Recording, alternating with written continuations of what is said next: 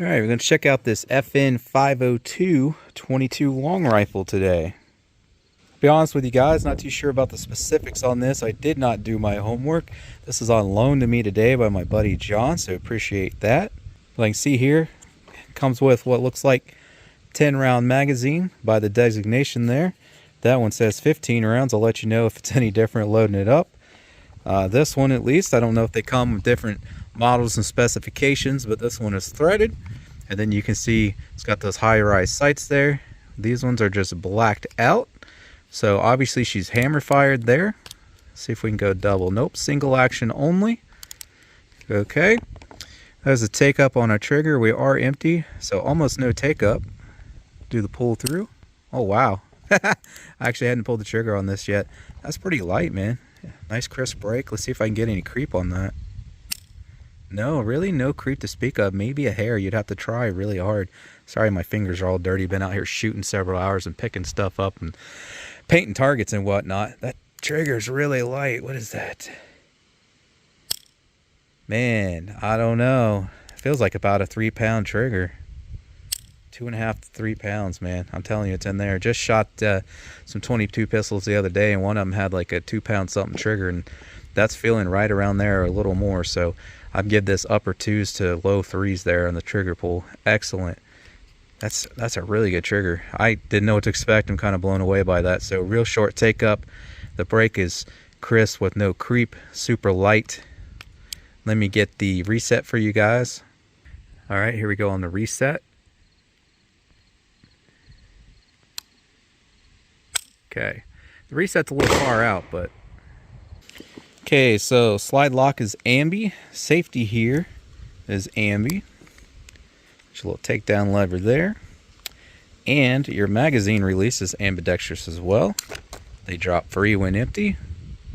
Grip on this is excellent. It really bites into my hand, like not in an uncomfortable manner, excuse me, but gives real good grip. Not that you need a lot of grip with a 22 long rifle, but I feel like that'd be excellent grip even for a 9mm or 40 cal. So really like the grip on that. Comfortable as well. Got a rail there on the front for a lighter, what have you. Front and rear serrations, and it comes optics ready. And I did see up in the box there's a couple different plates as well for mounting different optic systems on there. I think that about covers it. I'm excited to get shooting this. So from back here, laser rangefinder confirmed. Link in the description for this one if you guys want to get yourself a good budget rangefinder. That's about $50 there. Well, from back here, I'll go up close and do some rapid fire drills and whatnot. But from back here, we're 10 yards at my gong there and 13 yards to that back row, which are smaller than headshot targets. So we'll go up there, do some pace shooting, then we'll do some faster pace shooting and rapid fire and double taps and whatnot. And then we'll come back here for some more accurate shots. And the ammunition I'm using today, Aguila Super Extra Hollow Point Bulk Pack and a 1200 some odd feet per second range there. These are the hollow points. All right, again, 10 yards to that gong there. I'm going to start out, take a few center mass shots, see where our point of impact is. This rear sight is windage adjustable, so if it's off to the left or right, you can correct that. So let's see where we're at here.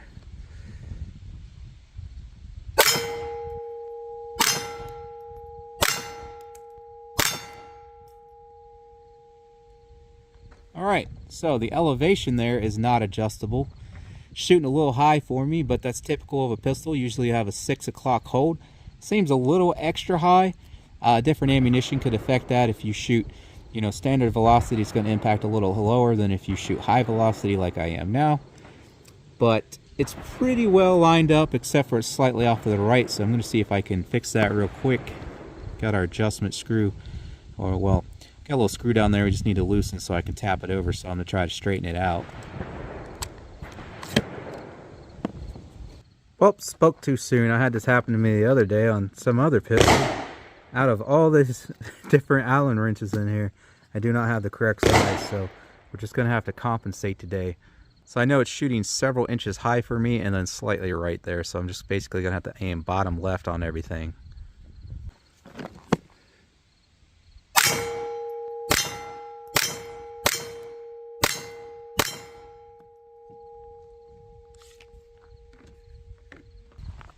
By the way, I love the magazines on this. They're very easy to load.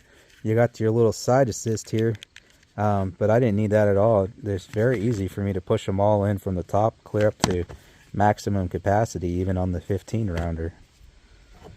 I'm going to try to hit those square targets there, but I was having difficulty knocking those over with 9mm. So 22 is definitely not going to want to knock them over. Maybe if I can rapid fire on them enough, fast enough, high enough, I might be able to get one to knock over, but I'm going to go paint them up real quick so you guys can see the impacts at least. Also worth noting, it might be somewhat difficult to line up those black on black sights on those black targets.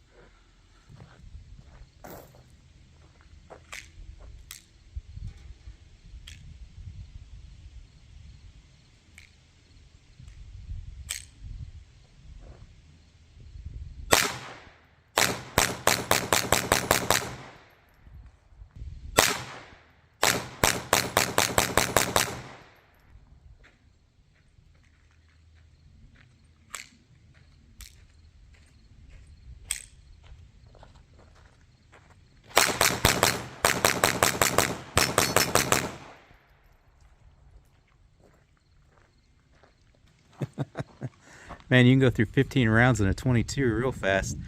So if you saw the hang-ups there, I was trying to use the slide release, and that is not working to chamber the round for me, so I'm definitely going to have to manually pull the slide back and release to get it to chamber the round. The slide release is not working for me.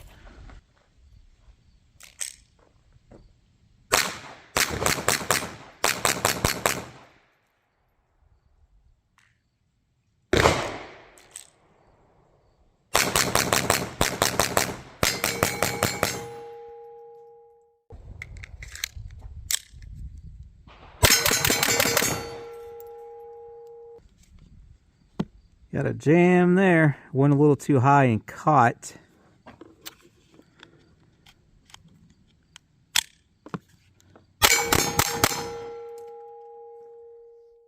Try to get a focus on this, but come on, there we go. Kinda. I don't know if you can notice, but those do kind of have like a flat nose on them where that hollow point is, so something with a more rounded nose than that, it's going to feed better for you. That's probably why it caught right there. Well, I can't knock anything over. Let's try from back here, 13 yards again. Try hitting these real quick.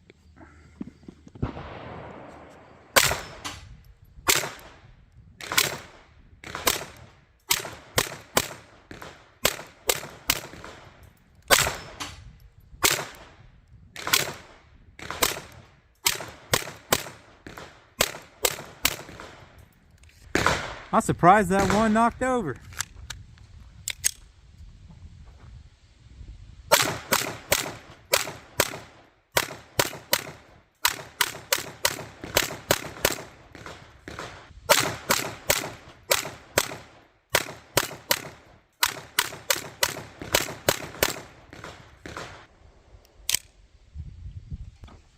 That time I used the mag release back here and it did cycle, so I think it just needs cleaned up. I think they probably shot this a little bit and haven't cleaned it since, so if you keep it lubed up, the mag release will work for you there for chambering the round.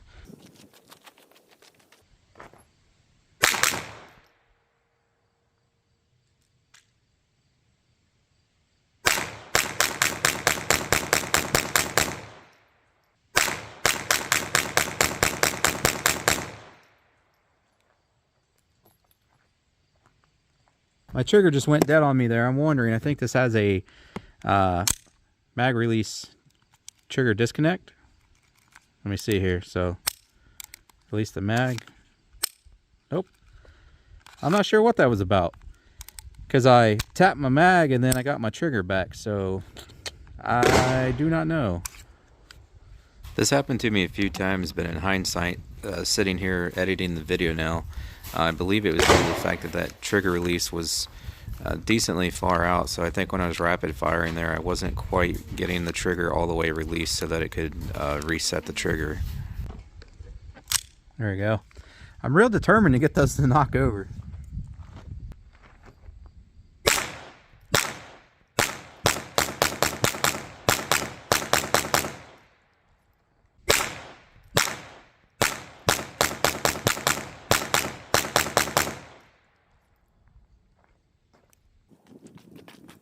Yeah, that I was trying to shoot faster there, and it kept getting paused because it kept pulling the trigger. Like, my trigger kept going dead. I think I'm pulling it faster than it can reset.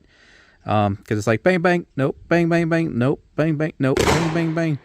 That's what just happened to me there. So I think if I go slower, it resets every time. But trying to go like that, I'm actually outrunning the trigger reset. Or as I just stated, I may simply have not have been releasing the trigger fully during that rapid fire.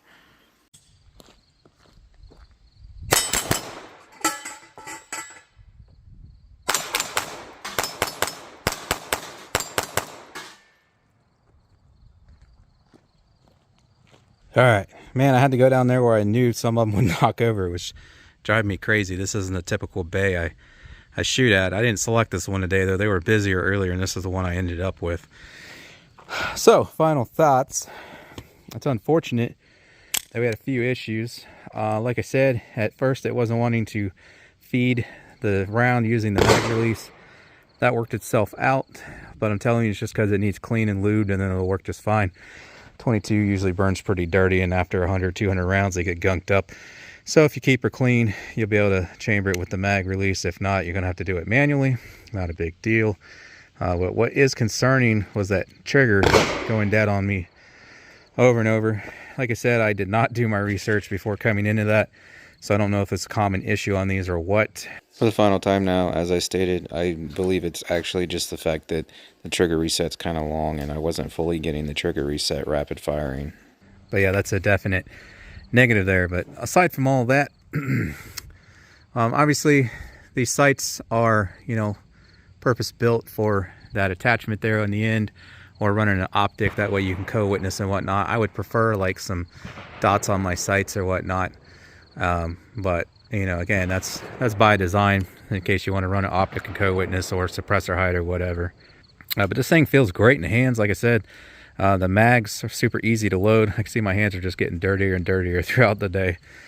It feels like you're holding a 9mm with kind of a slightly smaller grip, and it's a little bit lighter overall, but it really looks and feels like you're holding a 9mm. So I really love the looks of this thing. This thing looks killer.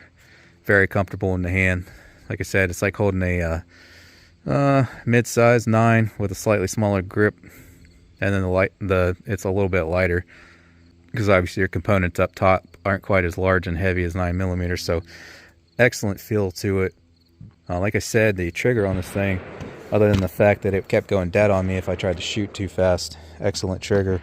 But this thing would be a lot of fun with an optic mounted up there, and I don't shoot suppressors, but I bet that would make it even more fun still, especially with some subsonic ammo. It would be dead quiet. If you guys want to get yourself any of the products you see me use in my videos, like my steel target there, paper targets, rangefinder, ear muff, shooting glasses, and more, links in the description. Again, big thanks to my buddy John for loaning it for the review today. Appreciate you guys watching, and I hope to catch you on the next one.